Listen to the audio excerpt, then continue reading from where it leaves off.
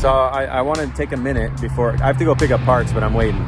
They're not going to be there till 9:30. Before I go do that, I want to take a minute of my time to talk to some of the people that are maybe wanting to get into this business. Just do it, man. Don't wait. Even if you do it a little at a time, start building your truck, start building your tools. You can get yourself a 1/4-ton pickup and throw some toolboxes in the back of it, and you can start doing mechanic stuff. You'd be surprised how much just in maintenance there is. You don't have to do heavy mechanic shit. When I first started, it was like oil changes, working on those mowers. It wasn't any really heavy mechanic shit. And then I got into rebuilding motors and doing heavy equipment because that really pays well. But if you're working for somebody, you have a safe job, but you have to realize with safety comes very little reward. The more you step out of your comfort zone, the more risk you take, the higher the reward is going to be. You can do it a little at a time. Build your truck, get yourself a truck. You can get a 1/4-ton pickup and throw some toolboxes in the back of it. Start building your tools and do jobs on the weekends while you're doing that 9 to 5. Little by little, you'll get your name out there, and more people will call you, and you'll get to the point where you don't need the 9 to 5 anymore. You'll realize once you start doing this, how ridiculous it is to work for somebody else. They're the ones that are making big money and they're paying you pennies. Really, you're just a slave so that you could work your ass off so you can pay your rent and pay for your food and go to work the next week, because you're not able to really save any money. I did that for 25 years, so I know.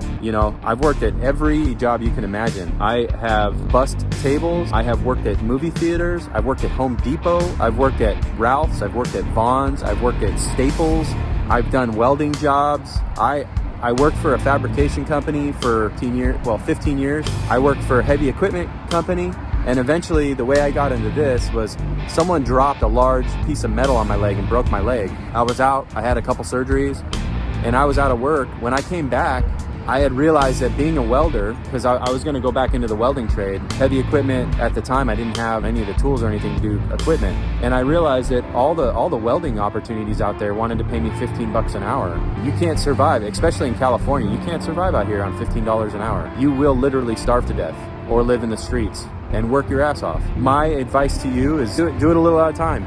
Do it on the weekends, do it after work, hustle. I'll be honest with you. When I first started, I was working 15-hour days. I was jumping all over the place, and I had to learn the hard way. I wasn't charging correctly. I wasn't charging for drive time. I wasn't charging for, I was putting money out of my pocket. I wasn't charging for parts. So I learned all the wrong ways to do things, but you don't have to. There's a lot of good information on the internet. You go on YouTube, you can search anything you want about small business, and right now, especially with mobile mechanics and mobile welding, you can pretty much find anything you need to learn about it. Take the leap, dude. I can't stress how much my life has changed just in having my own time. I get to schedule my own work. There are times where this last month has been absolutely insane. My wife and I have been working 15-hour days every day, so we got swamped. And that's I didn't have to take the work. I took the work because it's there. That's just who I am. I sometimes I can't say no. In the beginning, when you start your own business, you're gonna work more hours.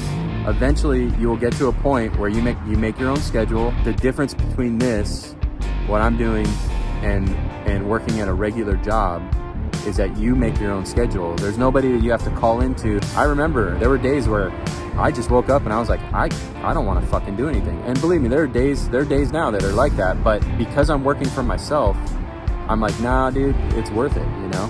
This is my business. This is my reputation. I just want to say, if you're planning on doing it, if in the back of your head you think you want to do it, just jump, dude. Just do it. It'll be worth it. The first couple years are going to be tough, but it'll be worth it. Trust me.